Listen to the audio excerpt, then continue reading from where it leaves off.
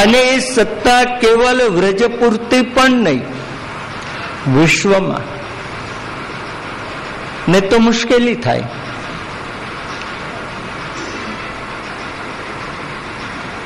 કોઈ વ્રજની બહાર હોય, એ સવારના 10 વાગે નીકળે વ્રજમાં આવવા માટે,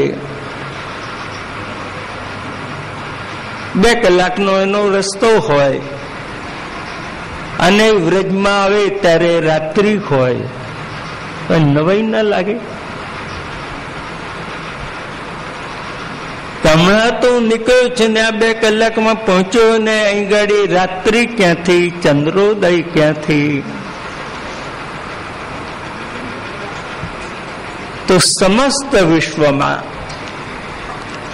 કાલ ઉપર ભગવાને પોતાની સત્તા બતાવી છે.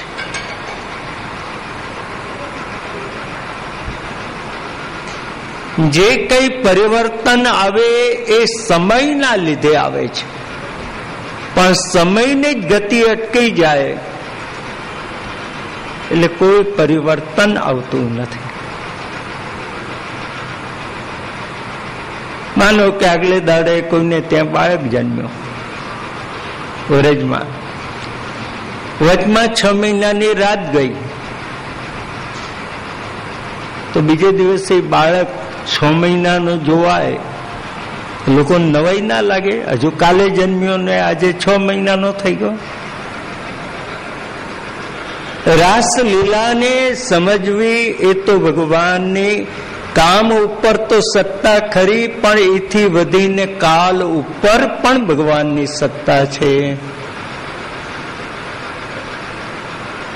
ન કાલોત નિયામક, ભગવાનના ચરિત્રને વ્યવહારમાં કાલ નિયામક બની શકતો નથી. આપણે તો કાલ નિયામક.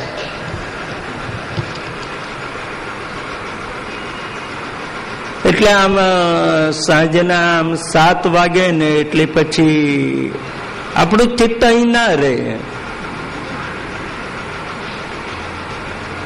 બસ હવે બહુ લાંબુ ખેંચે છે, હવે આપણે ઘેર ક્યારે જઈશું? આપણા જીવનમાં કાલ નિયામક અને કાલના નિયામક પરમાત્મા છે, શ્રી કૃષ્ણ છે.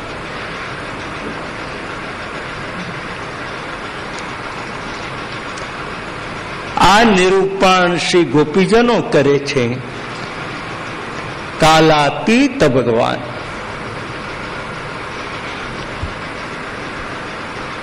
તેથી વેણુ ગીતના 12 શ્લોક નહીં, 11 નહીં, 15 નહીં, 13 શ્લોક જ.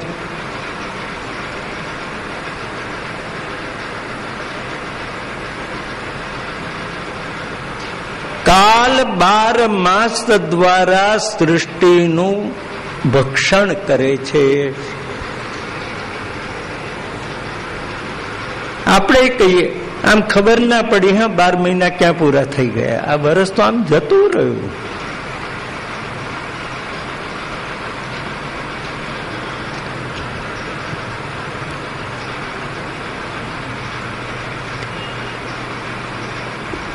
તો ભગવાનનું જે રસાત્મક સ્વરૂપ સુખદેવજીએ વર્ણન કર્યું, એનું ભાષ્ય, એનું વિવેચન, એનું વિવરણ આ 13 શ્લોકોમાં છે.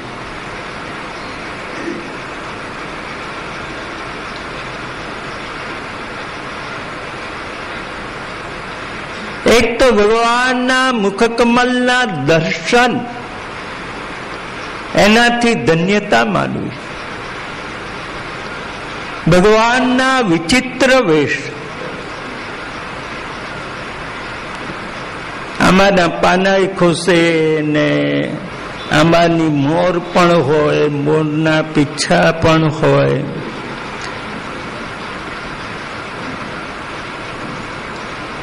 ગોપીજનો વેણુ સાથે પણ વિચારે છે.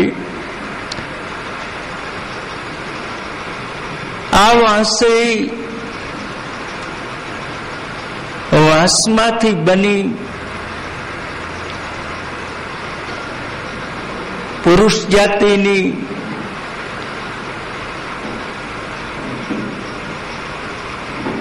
અને એ આપણો અધિકાર લઈ લે અધર રસનું પાન કરવાનો,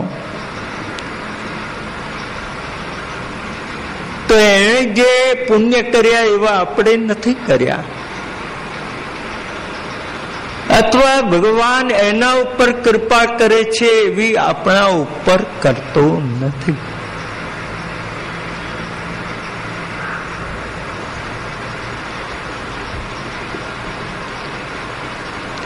ભગવાન એ વેણુ દ્વારા સર્વને પોતાની અધર સુધા રસ એનાથી સિંચિત કરે છે, ધન્ય કરે છે.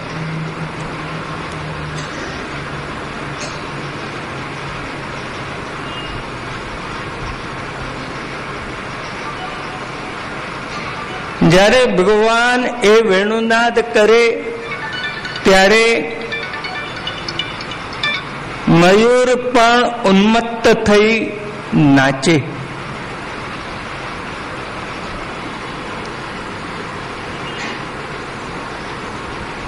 બીજા બધા પક્ષીઓ આમ સ્થિર બનીને નિરખે, હો હો હો, આ મયુરને શ્રી કૃષ્ણ પર કેવો અનુરાગ.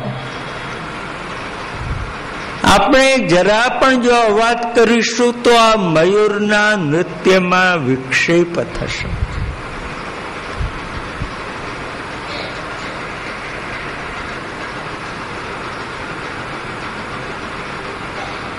હવે પ્રભુના ઐશ્વર્યથી લઈ એક એક શ્લોકમાં પ્રભુના એક એક ગુણનું નિરૂપણ કરે છે.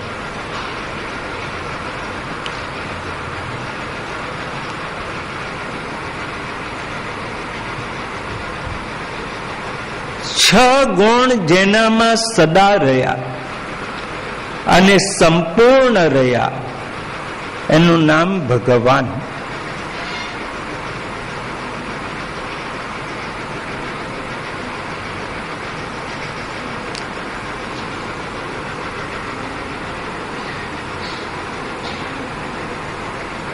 ઐશ્વર્યસ્ય સમગ્રસ્ય વીર્યસ્ય યશસ્ય શ્રિયઃ જ્ઞાન વૈરાગ્યયોશ્ચૈવ ષण्णां ભગ ઇતિ રણાત્. ઐશ્વર્ય, વીર્ય, યશ, શ્રી, જ્ઞાન અને વૈરાગ્ય, આ છએ સંપૂર્ણ અને સદા જેનામાં રહ્યા એ સાતમો. છ ને ગુણ કો, સાતમાને ગુણી કો. છ ને ધર્મ કો, સાતમાને ધર્મી કો. આ બે રીતે ભગવાનનું વર્ણન વણગીતમાં છે.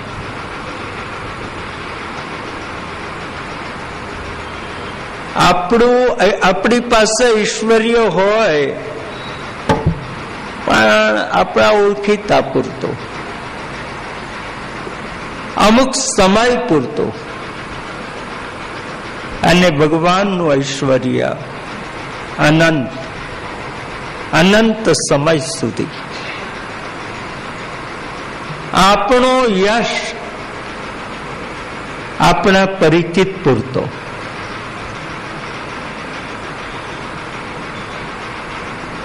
આપણા ઓળખીતાને ફોન કરીએ કે મારે તમારે ત્યાંથી આ 25,000 નો માલ જોયો છે, મોકલી આપો.